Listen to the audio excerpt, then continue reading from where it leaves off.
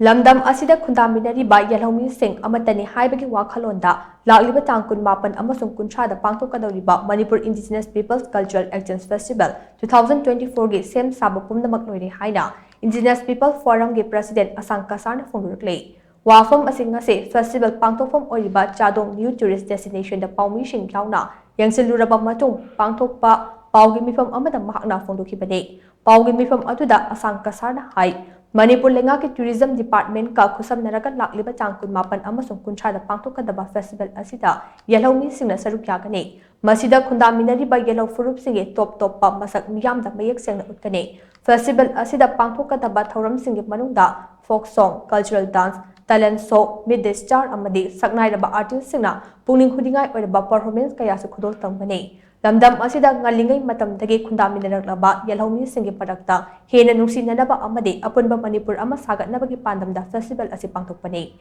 Lamdam asigi Yelhoumee sing amatho oina thabak tawminarabadi Lamdam asi chawkhat maikaida khumang chawsin mangamgani haibase aikhoigi thajabani Amaromda festival asi chadongda pangthokpagi maramdi mafau damna sogalaba mafam singda leiriba miyam awa ana kaya khanglabasu mafam asigi fajaba sing nauna semgat sagatuna lamkoiba singe puning kuningai oidaba mafam amo ohenba yai haibadu utnaba hodabani festival asi Pangthokkadouriba numit lakliba tangkun mapan amasung da karahangumba amatana ban amadi rally na chingba pangthokpiganu haina Ashang Kashar na makha chana appeal tawkhi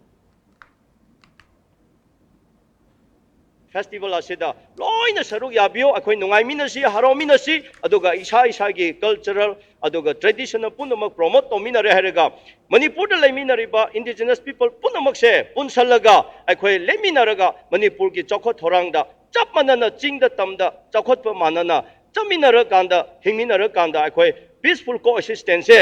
Hanadagi labor kumna amuk lehanse haibase appeal tawjabani indigenous ki mayam punba sidi Manipur da hana koi tawkhiba leitri tawrasu macha mai kamlu oiramgani apunba gi de tawkhiba ude aduna culture exchange sikumba festival sidi hanthakna ahanba oigani haina koi lauje indigenous culture festival asida akoi Manipur da leriba indigenous community punamak saruk yaga dawri akoi tribe khutimak sanu community khutimak saruk yagani madugi saruk yamina basina Manipur da akoi indigenous kangluk mayam se nungsi chanana laiminari haibagi se Manipur apunbada aduga national level da international level da mase akhoi message piningi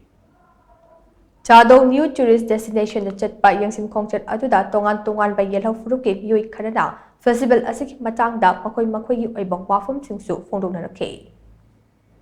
Chik program se lokhat pi baite ekoi tumak ti amna nongai ba haraw ba phonthok che adu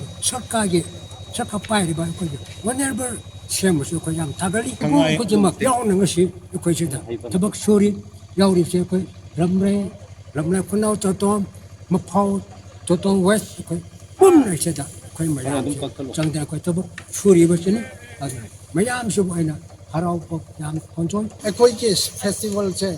nungai na charga nungai ba chokhat ba ekoi nusi chanaba mari tatba festival oi hanninge haina thamjake tribe mayam na laaga participate tawbinaba khanghanjak ibani na rongmai gi tribe tegine mayam na su tribe top su lak piraga participate tawbininga nishingjari haijeri hojik lakadaba festival gi dama every indigenous community na laktuna participate tawbiu amasung mai nungai ba akhoi punba gi nungai ba se miyamna saruk yamina view hina akhoi tarap tegi loina makpa invite tawbibani